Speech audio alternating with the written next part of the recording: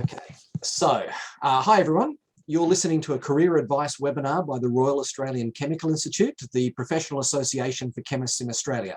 I'm Dave Samet, Principal of DCS Technical and Coordinator of the RACI Mentoring Program. Tonight is a new workshop format that we're just trying out, so please bear with me while we figure this out together.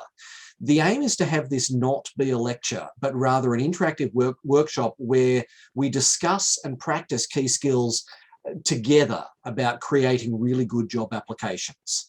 So I very much welcome anyone who is interested to join me up here as a panelist to participate in the discussion here. But for the more reticent among you, you can always just ask a question via the Q&A function at any time. Before we start this evening's workshop, I'd like to acknowledge the traditional custodians of the land on which we are meeting all around Australia. We recognise the elders past, present and emerging, and also recognise their contributions as Australia's first scientists and engineers, building a healthy and safe community, what they've done and what we can still learn from their ways. And of course, I always want to thank the sponsors of the RACI Careers Development Program, DCS Technical, Envirolab and Laboratory Credit Union. Thank you very much to everyone who has generously supported us. Okay, Anne-Marie, I'm going to promote you to a panelist. Here we go. And Nimrod, excellent. Good on you. Here we go, Nimrod, I'm promoting you to a panelist as well. You should appear up here with us in a moment. Okay, here we go. Hi, Anne-Marie, how you doing? Hi, I'm good, Things are doing well. Excellent. Now, as I say, hey, Nimrod, welcome. You got your lab glasses on? Yeah, you got to have them on in the lab. Yeah. Excellent. I forget, where are you based, Nimrod? 100 meters from where Sami is. Right. Okay. Down the corridor. Yeah. In Monash, yeah. Right. Cool. Excellent. And this fancy looking building behind me. I was going to say the virtual background kind of gives it away. Right. Maybe for you guys. Well, good to have you here, Janice, as well. She's just commenting that you're all in the same research group. Now, there's a couple of ways that I can approach this. I can give some introductory notes, some introductory ideas, and then we can just start workshopping stuff, or we can just jump in. Do anybody have any opinion about how we should approach this? Jump in. Yeah, might as well just dive head first. All right, good stuff. All right, so let's work on the simple basic principle. Your job application, your resume and your cover letter.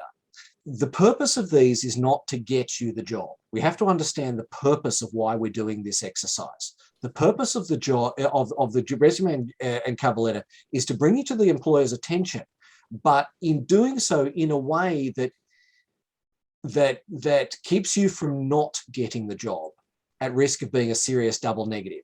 So understand this. When I receive 100 resumes, the first thing I'm going to do is I'm going to go through them like lightning. I'm going to give them 90 seconds of my time at most, and most recruiters will give it less still.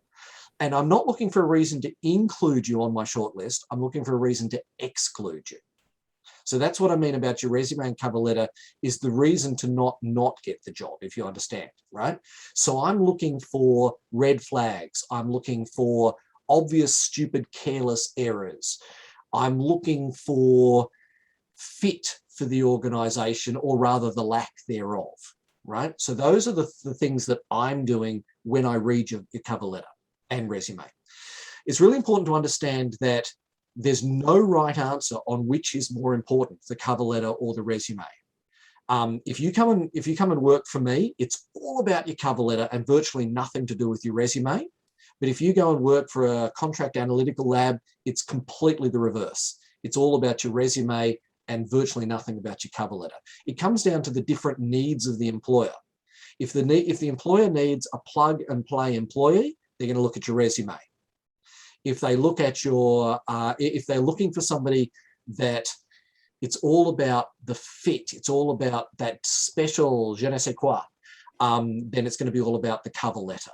And so it's really important that you get them both right.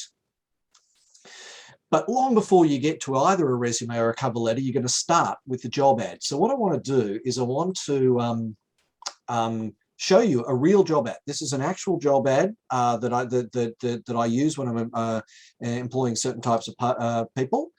Who can share? Sorry, hang on a sec. I'm just, here we go. Now, there's a little bit of guff at the top here about, This looks this familiar. is just an ad for training. Can you guys see that? Yeah. Okay, excellent. So there's a bit of guff here about,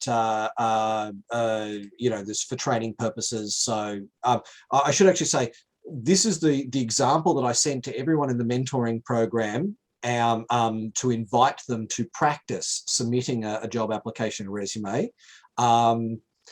Anne-Marie, I think you might have actually done the practice. Sami and Nimrod, I know you did not. I will say to everyone in the mentoring program, if you want to submit one at any time, understand you don't have to apply for my practice job. You can always send me an application for a real job that you're actually applying for. Send it to me, send it to your mentor. We'll get you real feedback, right? Recently, one of our mentees sent me one which was an application for a government position. And what I did is I forwarded it to someone in government with their permission, of course, to say, you guys know government recruitment better than I do, and got government feedback from a real government person, right? So, but the point is, we're always here to help. You want help, we give it help. But this is a very standard job application. I actually did, so I used to be a recruitment consultant earlier in my career, and as a recruitment consultant, you actually do a course on how to do recruitment, and they teach you how to do a standard job ad. So a standard job ad starts, obviously, ideally with a good title. There's usually 3 or 4 small bullet points. That's because when you're advertising through Seek or Indeed or one of those job sites, that's mostly all they're going to see is the title and 2 or 3 bullet points. And that's your, for want of a better word, clickbait to come through to the job ad, right? So those first bullet points are just there to get people to click through. Now, I want to read this job ad together. It's really important to understand the art of analyzing a job ad, okay? Long before you sit down with pen and paper, you analyze the job ad, you research the job, you research the company, then you start work. It's really interesting. When I post a job ad, I'll get my first response 15 minutes later. And you can imagine that the first response 15 minutes after I posted it is a shit response. Pardon me. It's a really terrible, useless resume, and it never, ever, ever ends up in the pile. Not because I'm biased against 15-minuters, but just because the quality is never going to be there. I would say generally, none of the applications that I receive in the first 24 hours are of sufficient quality to make the list, right? People have rushed it. They've just sent me a standard version. It's just not, it's never going to make the cut, right? So it starts by analyzing the job ad. You analyze what it says, and importantly, you analyze what it doesn't say. So the first couple of paragraphs here is talking about DCS Technical is a small specialist consultancy. I tell you a little bit about the company that I am, right? I talk about the fields that I work in. I talk about the person that I need. I need an outstanding right hand to participate in every aspect of my company's operations. This special person needs to be entrepreneurial, professional, unflappable, and utterly excited about building an outstanding experience like nothing they get in a large company. Now, do you see what it doesn't say there? It doesn't say hard skills. It entirely says soft skills. It entirely says personality. So that you know, in reading this, your cover letter is going to be more important, because your cover letter is where your personality is going to come through, right? And you know that when you write your cover letter, you're going to emphasize the soft skills. So do you see what I mean about interpreting what's here, okay? In this role, you're going to do, and then it tells you what you're going to do, right? It's just a straight set of facts about what the role involves, okay? A couple of bits about the role, practical matters about work from the city, some travel, build a broad knowledge, etc. Then the standard set of bullet points about effectively the selection criteria. Now, Sami, what do you see in the selection criteria? I don't know if this is a trick question. It's not. It's So not seven selection criteria. What is noticeable about them? So they're like, first of all, you've highlighted the fact that they're all soft skills. So like I look at the ideal candidate, I look at that as key selection criteria. Effectively, yeah. Yeah. Absolutely. So like I guess the way that I would look at this is just hitting all those dot points. But I would probably hit, so I actually like kind of relate to what this entire exercise. I actually submitted a job application the exact same day that this exercise is due. So that's why I didn't work on this. That's fine. You could have submitted that, yeah. you know. So this is quite interesting for me because I would probably address the job that I went for actually asked for key selection criteria in a separate document. So unless they explicitly ask for a separate document for key selection criteria, I would probably put it in the cover letter rather than like also draw reference to it in the resume, like so that they go hand in hand. And that's how I did with my application. But I don't know if that's the right thing or not to do. No, absolutely. That's the answer. Absolutely the approach, yeah, right. In short, your resume is a set of facts about you, your experience, and your education. Your cover letter is not a repetition of your resume. Your cover letter is an expressive, creative document that talks about you, why you're a good fit for the organization, and what you can offer to the organization, right? It's a persuasive document at the end of the day. So absolutely, addressing the selection criteria in the persuasive document is exactly the right place to do it, okay? Now, the next paragraph, to apply for this position, please submit your cover letter and resume, okay? Inquiries, call Dave, no recruitment consultants, and a little bit just reminding that you have to be an Australian citizen, permanent resident. You have to have work rights in Australia, basically. Okay, now, Anna-Marie, I know you already know the answer to this question, so I'm going to skip you and go straight to Nimrod. Nimrod, out of the roughly 4 sections in the document, right, about the company, about the role, about the selection criteria and how to apply, what's the most important section in the application, in the job ad? Well, I mean, you have to have the how to apply, but I know you're not talking about that one because you need an email address and a number. But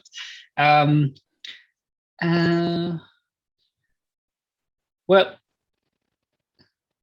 I guess, look, in the selection criteria, you've got selection criteria. You've got some things there that are must, like a tertiary qualification. It's not really even a soft skill. If you don't have that, then you can ignore everything else, I assume, because science plus a minimum of 2 years experience. Tertiary qualification in science is very broad, right? Yeah, that's hardly restrictive. I mean, for most of us, that's the fine. most important section in this. I think you've already told us this in the ad, like as in you've got it right here in the last bit. Yeah, it's right. Like I think you've written like look me up.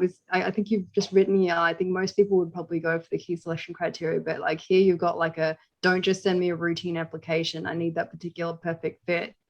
Tell me what makes you special. Yeah. Yeah. So like why I feel like that would probably be the most important part because absolutely like, emphasize it, because if it was really important, if it wasn't important, then everyone would probably go for the key selection bit. But the fact that you've like explicitly said that bit means that like, okay, that's what he wants. Exactly. I don't know. I've never seen that in any ad. I've never seen. You don't often see it, but it's really important because most people don't read the whole job ad. They scan it, right? And this, for me, I actually write this stuff in my real, like this is from a real job ad, right? I'm not just making this up for emphasis. This was in the job ad. And most people don't read past the words to apply for this position. Literally 95% of candidates don't read past the words to apply for this position. And they completely overlook that I've told them exactly how to apply for the position, right? So that most of the applications that I receive don't tell me why they want this job. They don't tell me why they're special. They completely miss that aspect. And therefore, most of the job applications cut themselves off at the knees right from the get-go, right? So it's really, really important that you read the whole job ad. You stop and don't just read what it says, but you actually read, you know, what does this mean? What does it imply? What does it tell me? What, you know, you remember back when we went through interminable classes in comprehension in our English classes at high school, and we had to say, what does this damn poem mean? What was the poet saying? Oh God, this is death on legs. Finally, that has an application in the real world. Okay. I have a question. I guess this about this.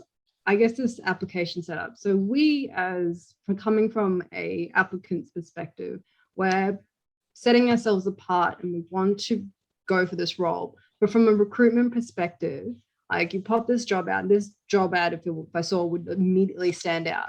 Now, the first thing that I would be thinking about is, I guess, professionalism.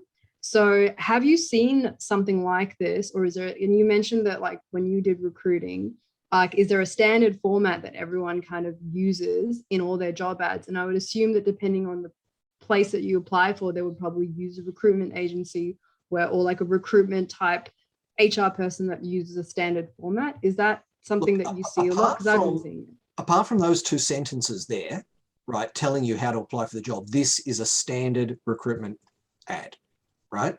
Apart from that little extra bit of flair that's a bit of Dave Samet there, this is a standard ad, right? And so you're going to analyze it like a standard ad. You're going to go through and start with, I mean, look, we'll go back up here. In this role, you're going to help do everything that I can do, or that I simply, you know, I want to do, but I don't have the time, right? You're going to chase down new opportunities. You're going to research, pursue, and help evaluate ideas. So stop and take a minute. What does this mean for you in the role, right? And think about, okay, once you've figured out what it means for you in the role, what skills is that role then going to take? And how can I speak to those skills in my job application, right? So this text here, it might be a little bit informal, but it's absolutely standard to saying what's to in terms of the shape of a job ad, right? And it's really important to stop and say, how do I explain this? Most candidates won't go that extra mile to stop and think. The rare candidate who does, stands out from the field like a giant flashing neon sign. And you think about how little effort it takes to stand out by just taking 20 minutes to analyze the ad and think about it and make a couple of notes and build that into your cover letter. And for 20 minutes effort, you could end up with a job that's going to be the basis of your career. Like it's such a simple thing, but most people don't do it. So absolutely, you just go through and you think about, okay, so, you know, you're reading here. Anna Marie, why don't you jump in? You're reading these two paragraphs. Yep. What do you take away? What are the skills that are going to serve this? So, I mean, first off, the ones that jump out at me, it's like, obviously you've got those active words where you've got research, pursue, help, evaluate. So those are the things that you're going to have to do. Like, it's all very like thinking on your feet is what I'm getting from it. Like doing things as they come up, very like spontaneity is maybe the wrong word, but like not having like the same thing every day. Sure. Absolutely. And that's a good inference because it's absolutely true. I will actually say Afsha Sheikh is in the background, one of the mentoring program committee members. This is the job ad she successfully applied for. So, and I think she would tell you that every day is different, especially because she spent most of the day today at the lab, which is something that she hasn't done in a long time. So, okay. So the next step then is obviously to learn a little bit about the company. I literally said at the back, you know, how do I say this? I want to receive great applications. I don't want to receive crap applications or inject people. I'd much rather receive great applications and build people. So I want to make it easier for them to do job ads. Not every person is like that. Not every person will spoon feed the applicant. But but even if they haven't spoon-fed, they still want to see that one great applicant. Question for you, Dave. Sorry? I have a question for you. Yeah, go for it. You've got this bit in here where you're like, don't send me a routine application. Does anyone ever actually want a routine application? Surely this is, if it's not explicit, it's implicit in every job application. No. There are jobs where they want a plug and play employee, right? And there's nothing wrong with that. But then your job is all to say, I am the square peg for the square hole, right? And they just want to make it, in that case, what they want is as clear a routine resume and cover letter as they can get that just clearly says, I am the right fit. Yeah. Okay, so absolutely, right? But either way, this step about looking up the person, looking up the company, you should do for every job ad, right? And I will get this thing. People apply to me and say, I want to work for a great company like, they use superlatives that basically say I'm a much bigger or more important company than I am. And all it says to me is, I didn't look you up. I don't know who the hell you are, right? The other thing you can do, I mean, even in my case, right now, obviously most of you guys are scientists. You're going to be applying for science jobs. Most of particularly early career science jobs are going to be very specific. We want HPLC, we want GC, we want, whatever it might be, CRISPR, whatever it might be. And obviously, unless you're already highly familiar with it, then the next thing you're going to do is just quickly go and look up those techniques and remind yourself about them. Okay.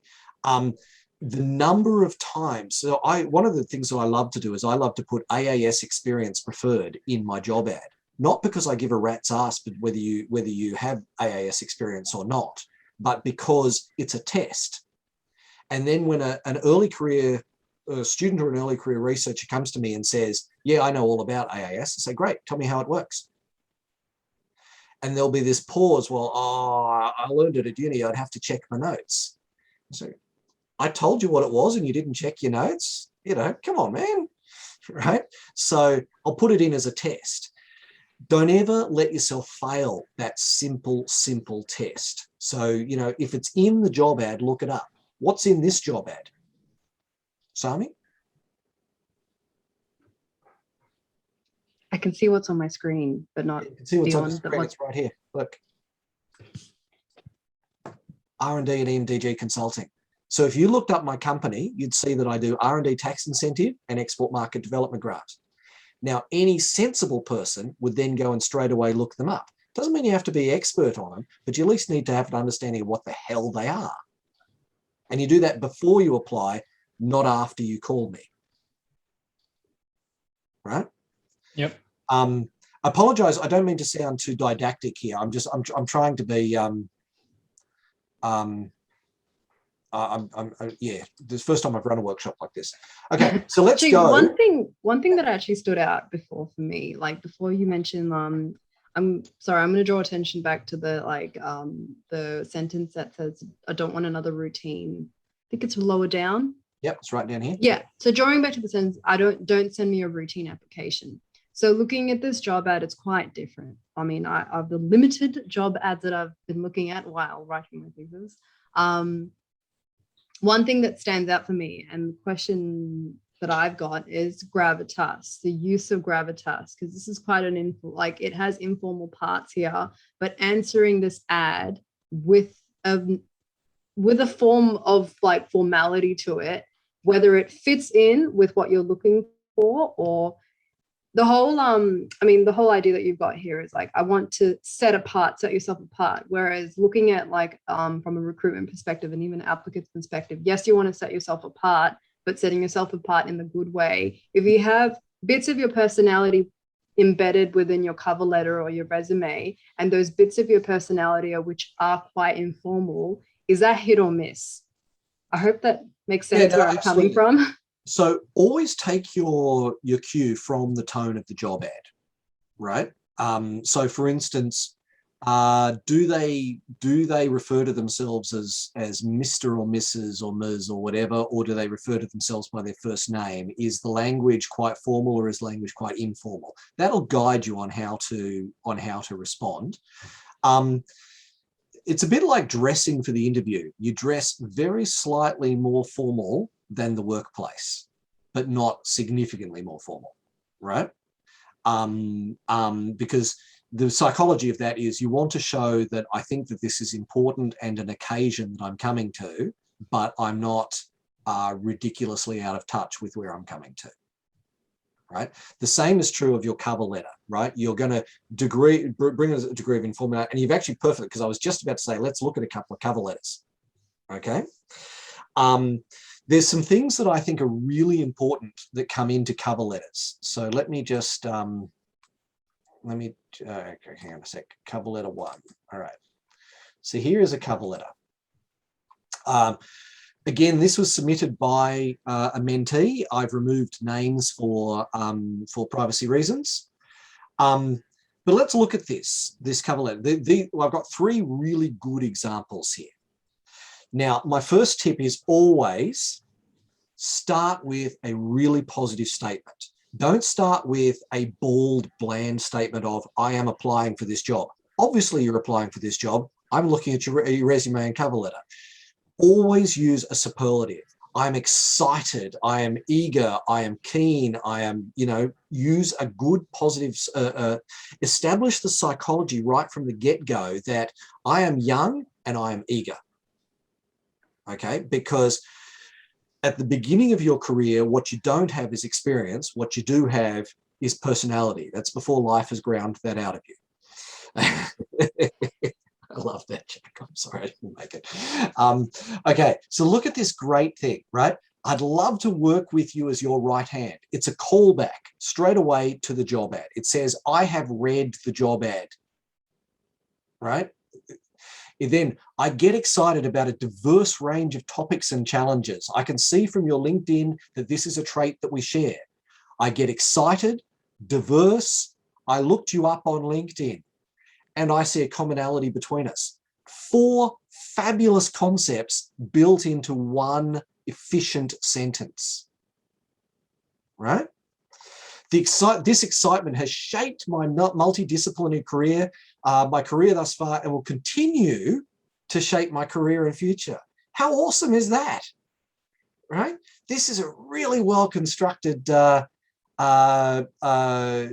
opening sentence. I mean, that's a 10 out of 10 opening paragraph, right?